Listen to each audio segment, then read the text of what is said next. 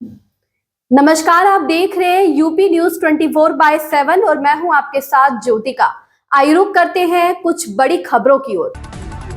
Baspa supremo Mayawati UP और उत्तराखंड के आगामी विधानसभा चुनावों की जिम्मेदारी खुद संभालेंगी। यही वजह है कि जहां देश के बाकी राज्यों में संगठन से लेकर पार्टी गतिविधियों की निगरानी के लिए नेशनल कोऑर्डिनेटर और चीफ कोऑर्डिनेटर की भूमिका तय कर दी है, वहीं यूपी और उत्तराखंड की हर छोटी बड़ी गतिविधि की मॉनिटरिंग मायावती खुद कर रही है। दिल्ली का लोधी स्टेट स्थित सरकारी बंगला खाली होने के बाद उम्मीद जताई जा रही है कि आने वाले दिनों में लखनऊ स्थित आवास 9 माल एवेन्यू से संगठन की सक्रियता बढ़ेगी, जो विधानसभा चुनाव 2027 तक बनी रहेगी। वहीं दिल्ली में अब 5 सरदार पटेल मार्ग स्थित आवास में मायावती के ठहरने की अटकलें हैं। आम आदमी पार्टी आपके संयोजक और दिल्ली के पूर्व सीएम अरविंद केजरीवाल ने बीजेपी को चुनौती दी है। गुजरात के दौरे पर पहुंचे केजरीवाल ने कहा कि गुजरात में बीजेपी की सरकार है, लेकिन बीजेपी 18 साल से विसावदर की सीट नहीं जीती है। केजरीवाल ने कहा कि पहले आपने कांग्रेस को वोट दिया तो बीजेपी ने कांग्रेस के एमएलए को तोड़ लिया, इसके बाद आपने आपको वोट दिया तो आपके विधायक को तोड़ दिया। केजरीवाल ने कहा, इस बार मैंने भी अपने सबसे बड़े हीरो गोपाल इटालिया को मैदान में उतारा।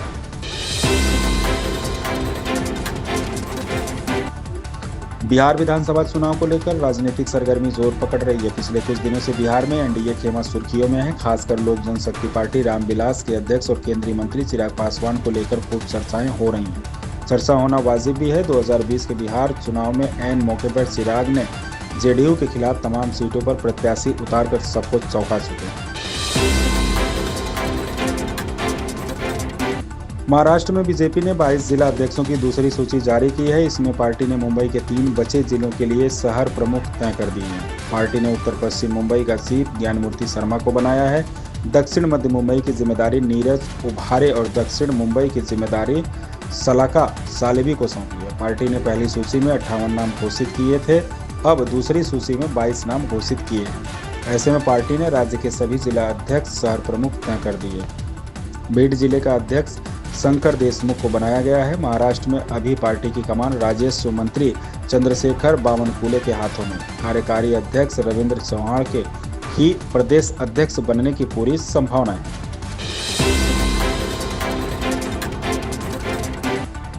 बिहार में विधानसभा चुनाव की सरगर्मी बढ़ गई है। कांग्रेस के पूर्व राष्ट्रीय अध्यक्ष राहुल गांधी 6 जून को नालंदा के राजगीर में अति पिछड़ा सम्मेलन में भाग लेंगे। वो एक बड़ी जनसभा को संबोधित करेंगे।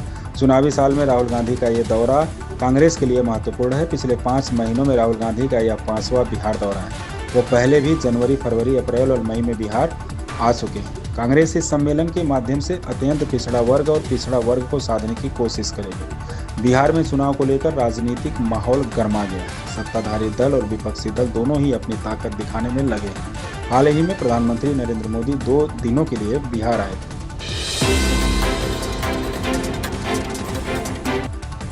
भारत के मुख्य न्यायाधीश न्यायमूर्ति भूषण रामकृष्ण गवई जस्टिस BR गवई ने शनिवार को इलाहाबाद हाईकोर्ट के नवनिर्मित चेंबर्स और मल्टी लेवल पार्किंग बिल्डिंग का उद्घाटन किया। इस अवसर पर उन्होंने कहा कि न्यायपालिका हो या कार्यपालिका, देश के अंतिम नागरिक तक न्याय पहुंचाना हमारा मौलिक कर्तव्य है। संविधान के 75 वर्षों के कालखंड में न्यायपालिका और कार्यपालिका ने ऐसे बहुत से कानून बनाए हैं जिन्होंने भारत में सामाजिक और आर्थिक समानता लाने के लिए बड़ा योगदान दिया है।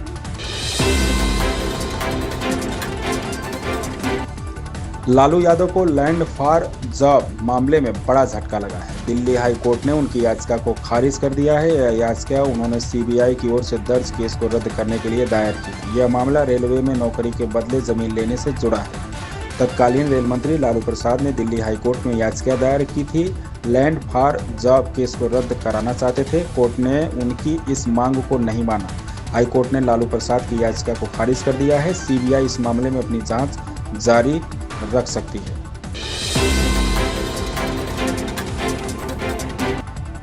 पीएम मोदी भोपाल में महिला सशक्तिकरण कार्यक्रम में शामिल हुए। यह कार्यक्रम देवी अहिल्याबाई होलकर की 300वीं जन्म जयंती के अवसर पर आयोजित हुआ था। इस सम्मेलन में प्रधानमंत्री नरेंद्र मोदी को होलकर साम्राज्य की मोतियों से जड़ी पगड़ी पहनाई गई। मुख्यमंत्री मोहन यादव ने उन्हें यह पगड़ी भेंट की। यह पगड़ी भारत की वीरता, परंपरा और संस्कृति का प्रतीक है। आइए जानते हैं इस पगड़ी से जुड़ी खास बातें। होलकर वंश की शुरुआत 1721 में मल्हार राव होलकर ने की थी। उन्होंने मराठा पेशवाओं के अधीन काम किया। बाद में उन्होंने इंदौर को अपनी राजधानी बनाया।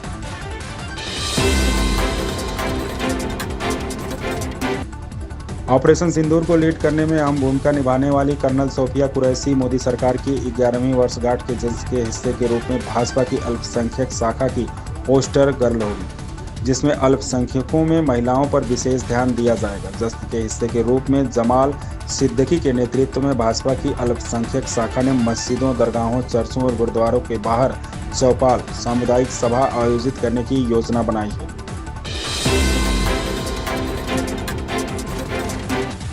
कमल हासन के बयान के बाद मचे बवाल पर अब कर्नाटक के मंत्री शिवराज तंगदागी ने 30 मई को एक्टर की सभी फिल्में बैन करने की बात कही है। वह बोले कि अगर कन्नड़ भाषा के बारे में अपने कमेंट के लिए कमल हासन माफ़ी नहीं मांगते हैं तो Karnataka film chamber of commerce के फैसले के मुताबिक राज्य में उनकी फिल्मों पर बैन लगा दिया जाएगा। KFCC के अध्यक्ष EM नरसिम्हालू ने कहा कि डिस्ट्रीब्यूटर्स और एग्जीबिटर्स ने फैसला लिया है कि अगर कमल हासन माफ़ी नहीं मांगते हैं तो उनकी फिल्म थिएटर्स में नहीं दिखाएंगे। गुरुवार 29 मई को KFCC ने कहा कि वह कर्नाटक में कमल हासन की फिल्म ठग लाइफ को तब तक रिलीज नहीं होने देंगी। इन खबरों में बस इतना ही। बने रहिए यूपी न्यूज 24/7 के साथ। अगर आपको ये खबर पसंद आई हो तो हमारे चैनल को लाइक, सब्सक्राइब और शेयर करें और हमें अपनी राय कमेंट में जरूर बताएं।